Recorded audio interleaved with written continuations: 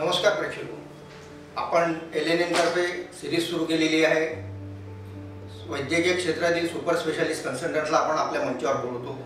आज आपण मंचावर बोलवलेलं आहे ते एक सुपर स्पेशालिटी हॉस्पिटल आहे। ठाणे जिल्ह्यातील एकमेव ortho related pinnacle ortho centre, त्यातील एक कन्सल्टंट आहेत जे एक्सक्लुसिव्हली हँड सर्जरी करतात।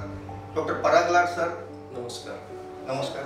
हे ऑर्थोपेडिक हँड सर्जन आहेत। सर, मध्यम वय आणि तारुण्यात हाताला काय इजा होऊ शकते त्याबद्दल आपण काय सांगू शकतो? सो हाताचे आणि मनगटाचे प्रॉब्लेम मध्यम वय आणि तारुण्य गटातल्या बऱ्याच आजकाल लोकांना आपण बघत असतो। याची विविध कारणं अशी आहेत की बऱ्याच वेळा रोड ट्रॅफिक ॲक्सिडेंट म्हणजे मोटरसायकल चालवल्यामुळे होणारे अपघात, त्याच्यानंतर मध्यम गटातल्या माणसांना diabetes, thyroid, blood pressure, cholesterol याच्यामुळे हातातल्या नसा दाबण्या जाणं, याला आम्ही इंग्लिशमध्ये टेंडिनोपॅथी किंवा न्यूरोपॅथी, त्याच्यामध्ये बऱ्याच रुग्णांना मनगटात दुखणं किंवा अंगठ्याची मुवमेंट करताना दुखणं किंवा हातात मुंग्या येणं असे आपण विविध लक्षणं बघत असतो।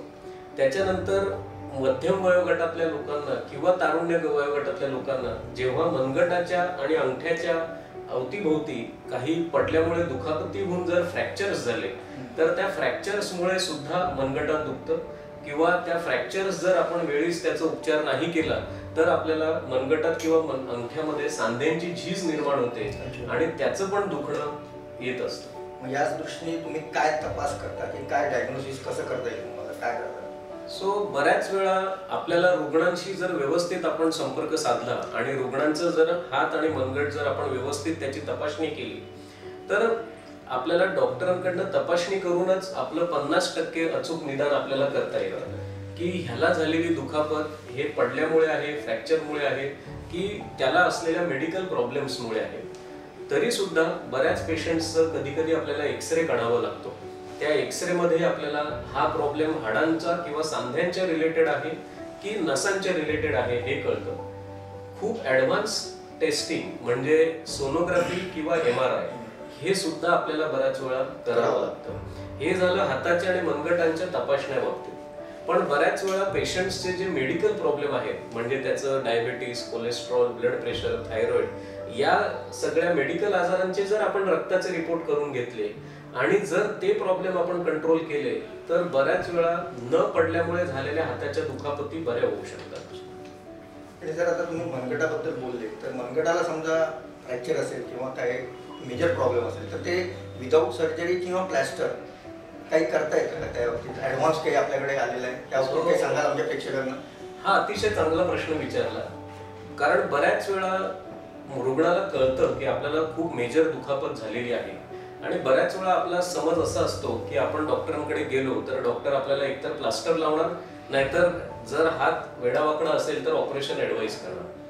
पण आजकाल ॲडव्हान्स टेक्नॉलॉजीमध्ये स्प्लिंट म्हणजे एक सामान्य नॉर्मल सपोर्ट असं आपण कस्टमाइज पेशंटच्या हाताचा, मनगटाचा, अंगठ्याचा, बोटाच्या आकाराचं बनवून घेऊ शकतो। अच्छा, बनवून घेऊ शकतो। आणि जर पेशंटने ते बनवून जर त्याला काही मायनर फ्रॅक्चर, इजा किंवा सूज वगैरे असेल आणि ते स्प्लिंट आपण त्याला आम्ही सपोर्ट म्हणतो, ते प्लास्टिकच्या मटेरियलचं बनलेलं असतं, त्याला आपल्याला स्टिकर्स असतात चिटकवण्यासाठी, ते लावलं तर आपल्याला 3 फायदे असतात। एक तर प्लास्टर मध्ये आपल्याला जो घाम येतो किंवा प्लास्टर मध्ये लावलेल्या रुग्णांना खाज येते, हा प्रॉब्लेम त्या स्प्लिंट मध्ये कधी उद्भवत नाही। याला आम्ही रिमूव्हेबल स्प्लिंट म्हणतो, म्हणजे हे तुम्ही काढू शकता म्हणजे आंघोळ करताना किंवा पाण्याची कामं करताना, आणि जेव्हा आपली कामं झाली तेव्हा आपण ते परत लावून घ्यायचं। सो ऑपरेशन आणि प्लास्टर याच्या व्यतिरिक्त हाताचे व मनगटाचे उपचार आम्ही स्प्लिंट या माध्यमातून पण करू शकतो। म्हणजे त्याचे बरेच फायदे आहेत, खूप फायदे आहेत। आणि सर, हँड सर्जरी जी आहे ती प्रत्येक दुखापतीला आवश्यक आहे की तिथे तुम्ही कसं ठरवता? आता जरी पहिली गोष्ट म्हणजे मला एक याच्यात गैरसमज प्रेक्षकांचा आणि सगळ्यांचा दूर करावा असं वाटतं की प्रत्येक हाताला मनगटाला झालेली दुखापत याचं ट्रीटमेंट ऑपरेशनच आहे असं नाहीये। जर वेळेतच आपण त्याचं अचूक निदान केलं तर बरेचसे प्रॉब्लेम हे स्प्लिंट किंवा प्लास्टर किंवा फिजिओथेरपी व्यायामाने बरे होऊ शकतात। बरेचसे प्रॉब्लेम जर आपण पेशंटचे medical problem, sugar, cholesterol, thyroid, हे जर आपण कंट्रोल केलं तरी पण मनगटाच्या दुखापती बऱ्या होऊ शकतात. पण काही प्रॉब्लेम जर असे असले, जेणेकरून आम्ही 5 गोष्टी पेशंटला विचारतो की तुमचं दुखणं पेन ॲट रेस्ट, म्हणजे जेव्हा तुम्ही काही काम करत नाही आहात तेव्हा पण जर तुम्हाला दुखत असेल, किंवा चेंज ऑफ प्रोफेशन, म्हणजे जे काम मी पहिले करत होतो आणि या दुखापतीमुळे मी ते आता करत नाहीये, किंवा तिसरी गोष्ट खूपच डिफॉर्मिटी, म्हणजे आपल्याला आपला नॉर्मल हात जो सरळ असतो तो जर संधिवातामुळे किंवा फ्रॅक्चरमुळे किंवा सांध्यांची झीज झाल्यामुळे त्याला जर विकृती निर्माण आली, किंवा हाताची मुवमेंट आणि मनगटाची मुवमेंट, ज्याला आपण हालचाल म्हणतो, ही जर 50% पेक्षा जर कमी असली, आणि जे मगाशी मी तुम्हाला एक्सरे, सोनोग्राफी आणि सिटी स्कॅन हे जे रिपोर्ट सांगितले, त्या रिपोर्टचे अनुसरून कधी कधी काही पेशंट्सला ऑपरेशनने हे बरं करण्यात येतं. आणि हे जे ऑपरेशन्स आहेत हाताचे आणि मनगटाचे, हे ऑलमोस्ट सगळे ऑपरेशन बऱ्यापैकी सेफ असतात. म्हणजे ऑपरेशन मध्ये आपल्याला एक धोका किंवा भीती जी असते ती कधीही हाताच्या आणि मनगटाच्या ऑपरेशन्स मध्ये होत नाही. याचं मेन कारण असं आहे की हे सगळे ऑपरेशन्स, आपण ऑपरेशन म्हटलं की मला पूर्ण भूल दिली जाईल, ही जी आपली संकल्पना आहे ती हाताच्या आणि मनगटाच्या ऑपरेशन्स मध्ये नसते.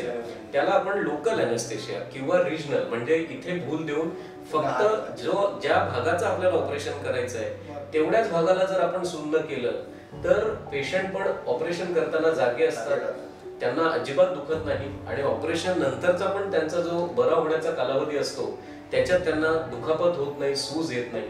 त्यामुळे ऑपरेशन जरी असलं तरी खूप लिमिटेड इंडिकेशन, म्हणजे काही ठराविक आजारच असे आहेत की जे ऑपरेशन शिवाय बरेच होऊ शकत नाही, त्यांना मग आपल्याला ऑपरेशनचा सल्ला द्यावाच लागतो.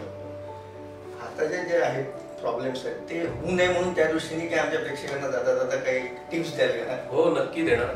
आणि मला इथे माझे प्रेक्षक लहान मुलं, शाळेत जाणारी मुलं, कॉलेजमध्ये जाणारी मुलं, काम करणारी माणसं आणि मध्यम वयोगट, त्याप्रमाणे वृद्ध वयोगटातल्या सगळ्यांना एकच मेसेज द्यायचा आहे की शरीर आपल्याला प्रत्येक सिग्नल देत असते, त्याला तुम्ही निग्लेक्ट केलं नाही पाहिजे.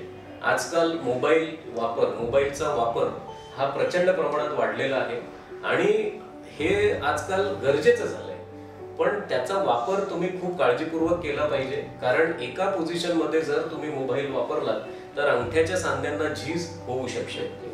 त्याच्यानंतर मध्यम गटातल्या म्हणजे प्रेक्षकांना मला हे सांगायचंय की तुमचे मेडिकल प्रॉब्लेम जे आहेत, sugar, blood pressure, thyroid, cholesterol, हे तुमच्या फॅमिली डॉक्टर किंवा तुमच्या फिजिशियन कडनं खूप रेग्युलरली चेक करा, कारण त्याच्यामुळे सुद्धा हाताचे प्रॉब्लेम होऊ शकतात.